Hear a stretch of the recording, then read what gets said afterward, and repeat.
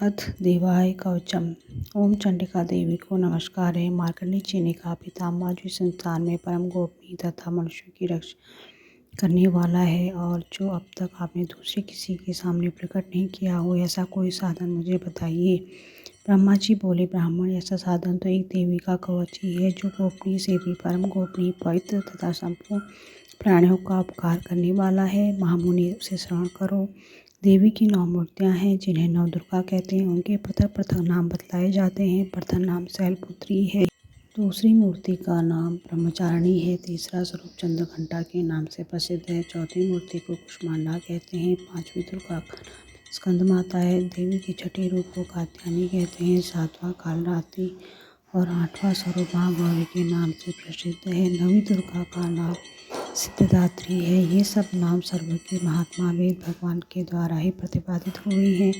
जो मनुष्य अग्नि में जल रहा हो, रणभूमि में शत्रुओं से घिर गया हो, विषम संकट में फंस गया हो, सहज प्रकार भय से आतुर होकर जो भगवती दुर्गा के शरण में प्राप्त हुए हों, उनका कभी कोई अमंगल नहीं होता। युद्ध के समय संकट में पड़ने पर भी उनके ऊपर कोई विपत्ति नहीं दिखाई देती। उन्हें शोक भय की प्राप्ति नहीं होती। जिन्होंने भक्तिपूर्वक देवी का स्मरण किया है, उनका निश्चय ही अभ्युदय होता है। देवी श्री जो तुम्हारा चिंतन करते हैं, उनकी तुम निसंदेह रक्षा करती हो। चामुंडा देवी प्रेत पर आरूढ़ होती हैं, वाराही भैंसे पर सवार करती हैं, इंद्री का वाहन ऐरावत आती है, वैष्णो देवी गरुड़ पर ही आसन जमाती है, माहेश्वरी वृषभ पर आरूढ़ होती है, कौमारी का वाहन मयूर है। भगवान विष्णु की प्रियतमा लक्ष्मी देवी कमल के आसन पर विराजमान है और हाथों में कमल धारण किए हुए हैं। वृषभ पर आरूढ़ ईश्वरी देवी ने श्वेत रूप धारण कर रखा है। ब्राह्मणी देवी हंस पर बैठी हुई है और सब प्रकार के आभूषणों से विभूषित हैं।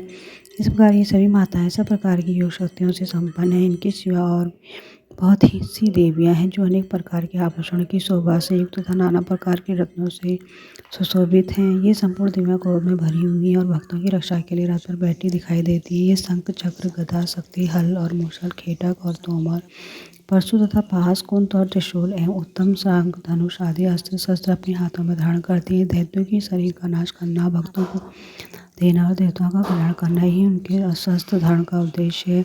कवच आरंभ करने के पहले इस प्रकार प्रार्थना करनी चाहिए। महान रौद्रों, अत्यंत घोर पराक्रम, महान बल और महान उत्साह वाली देवी, तुम महान भय का नाश करने वाली हो, तुम्हें नमस्कार है। तुम्हारी ओर देखना भी कठिन है। शत्रुओं का भय बढ़ाने वाली जगदम्बिके मेरी रक्षा करो। पूर्व दिशा में इंद्र शक्ति मेरी रक्षा करे, अग्नि कोण में अग्नि शक्ति, दक्षिण दिशा में वाराही तथा नैत्य कोण में खटक धारणी मेरी रक्षा करें, पश्चिम दिशा में वारुणी और वायु कोण में मृग पर सवारी करने वाली देवी मेरी रक्षा करें, उत्तर दिशा में कौमारी और ईशान कोण में सूलधारिणी देवी रक्षा करें। ब्राह्मणी, तुम ऊपरी की ओर से मेरी रक्षा करो, वैष्णो देवी नीचे की ओर से मेरी रक्षा करो। इस प्रकार सौ को अपना वाहन बनाने वाली चामुंडा देवी दक्षिण दिशा मेरी रक्षा करें। जय आगे से और विजय पीछे की ओर से मेरी रक्षा करे। वाम भाग में अजिता और दक्षिण भाग में अपराजिता रक्षा करे। उतोतनी शिखा की रक्षा करे। उमा मेरे मस्तक पर विराजमान होकर रक्षा करे। ललाट में मालाधारी रक्षा करे और यशस्विनी देवी मेरी भौं का संरक्षण करें। भौं के मध्य भाग में त्रिनेत्र और नथनों की देवी रक्षा करे। दोनों नेत्रों के मध्य भाग में शंखिनी और कानों में द्वारवासिनी रक्षा करे। कालिका देवी कपूर भगवती सांकरी कानों के मूल भाग की रक्षा करे। नासिका में सुगंधा और ऊपर के होंठ में चर्चिका देवी रक्षा करे। नीचे की होंठ में अमृत कला तथा जीवा में सरस्वती देवी रक्षा करे।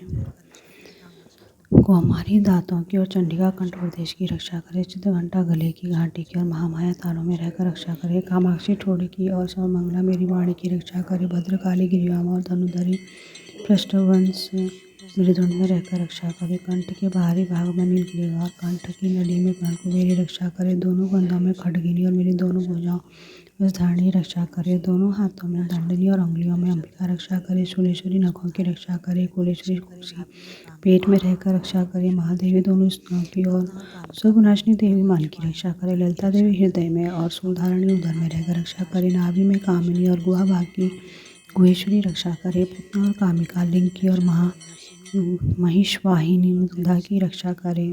भगवती कटी भाग में और विंध्यवासिनी घुटनों की रक्षा करे। संपूर्ण कामनाओं को देने वाली महाबला देवी दोनों पिंडलों की रक्षा करे।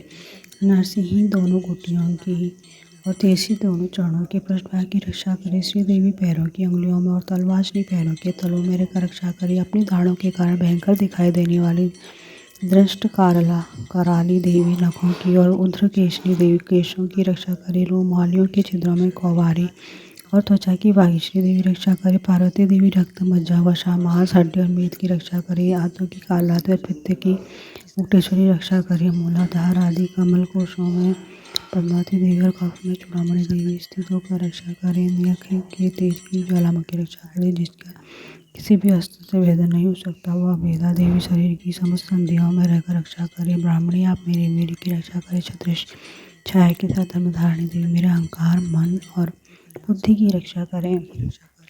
हाथ में ब्रज धारण करने वाली ब्रजहस्ता देवी मेरे प्राण, अपान, वाहन और सामान वायु की रक्षा करें। कल्याण से शोभित होने वाली भगवती कल्याण शोभना मेरे प्राण की रक्षा करे। रस, रूप, गंध, शब्द और स्पर्श विष्णु का अनुभव करते समय अग्नि देवी रक्षा करे तथा सत्वगुण, रजोगुण और तमोगुण की रक्षा सदा नारायणी देवी करे। वाराही आयु की रक्षा करे। वैष्णवी तथा चक्रनी चक्र धारण करने वाली देवी यश, कीर्ति, लक्ष्मी, धन तथा विद्या की रक्षा करे। इंद्राणी आप मेरे गोत्र की रक्षा करे। चंडी पशुओं की रक्षा करो। महालक्ष्मी पुत्रों की रक्षा करे और भैरवी पत्नी की रक्षा करे। मेरे पति की सुभद्रा और मारे रक्षा करे। राजा के दरबार में महालक्ष्मी रक्षा करे तथा सब और व्याप्त रहने वाली विजया देवी संपूर्ण भयों से मेरी रक्षा करे। देवी जो स्थान कवच में नहीं कहा गया था और रक्षा से रहित है, वह सब तुम्हारे द्वारा सुरक्षित हो, क्योंकि तुम विजयशालिनी और पापनाशिनी हो। यदि आपने शरीर भला चाहे तो मनुष्य बिना कवच के ही कहीं एक पग भी न जाए। कवच का पाठ करके ही यात्रा करे। कवच के द्वारा सब ओर से सुरक्षित मनुष्य जहाँ जहाँ भी जाता है, वहाँ उसे धन लाभ होता है तथा संपूर्ण कामनाओं की सिद्धि करने वाली विजय की प्राप्ति होती है। वह जिस जिस अभिष्ट वस्तुओं का चिंतन करता है, उसको निश्चय ही प्राप्त लेता है। वह पुरुष इस पृथ्वी पर डुलना रहित महान ऐश्वर्य का भागी होता है। कवच से सुरक्षित मनुष्य निर्भय हो जाता है। युद्ध में उसकी पराजय नहीं होती तथा वह तीनों लोकों में पूजनीय होता है। देवी का यह कवच देवताओं के लिए भी दुर्लभ है। जो प्रतिदिन नियमपूर्वक तीनों संध्याओं के समय श्रद्धा के साथ इसका पाठ करता है, उसे देवी कला प्राप्त होती है तथा वो तीनों लोकों में कहीं भी पराजित नहीं होता है। इतना ही नहीं, वह मृत्यु से रहित हो 100 से भी अधिक वर्षों तक जीवित रहता है। मकड़ी, चेचक और कोढ़ आदि उसकी संपूर्ण व्याधियां नष्ट हो जाती हैं। कनेर, भांग, अफीम, धतूरे आदि का स्थावर विष, सांप और आदि के काटने से चढ़ा हुआ जंगम विष, दही, फेन और तेल के संयोग आदि से बनने वाला कृत्रिम विष, ये सभी प्रकार के विष दूर हो जाते हैं। उनका कोई असर नहीं होता। इस पृथ्वी पर मारण, मोहन आदि जितने अभिचारिक प्रयोग होते हैं तथा इस प्रकार के जितने मंत्र यंत्र होते हैं, वे सब इस कवच को हृदय में धारण पर उस मनुष्य को देखते ही नष्ट हो जाते हैं। यही नहीं, पृथ्वी पर विचरने वाले राम देवता, आकाशचारी देव, विशेष जल के संबंध से प्रकट होने वाले गण, उपदेश मार्ग होने वाले निम्न कोटि के देवता, अपने जन्म के साथ प्रकट होने वाले देवता, कुल देवता, माला, कंठमाला आदि, डाकनी, सावनी, अंतरिक्ष में विचरने वाले अत्यंत बलवती डाकनियाँ, ग्रह, भूत, पिशाच, यक्ष, गंधर्व, राक्षस, ब्रह्म राक्षस, बेताल, कुष्मांड और भैरव आदि अनिष्टकारक देवता भी हृदय में कवच धारण किए रहने पर उस मनुष्य को देखते ही भाग जाते हैं। कवचधारी पुरुष को राजा से सम्मान वृद्धि प्राप्त होती है। यह कवच मनुष्य के तेज की वृद्धि करने वाला और उत्तम है। कवच का पाठ करने वाला पुरुष अपनी कीर्ति से विभूषित भूतल पर अपने सुयश के साथ साथ वृद्धि को प्राप्त होता है। जो पहले कवच पाठ करके उसके बाद सप्तशती चंडी का पाठ करता है, उसकी जब तक वन, पर्वत और काननों सहित पृथ्वी टिकी रहती है, तब तक यहाँ पुत्र, पौत्र आदि संतान बनी रहती है। फिर देह का अंत होने पर वह पुरुष भगवती महामाया के प्रसाद से उस नित्य परम पद को प्राप्त होता है, जो देवताओं के लिए भी दुर्लभ है। वह सुंदर दिव्य रूप धारण करता है और कल्याण में शिव के साथ आनंद का भागी होता है।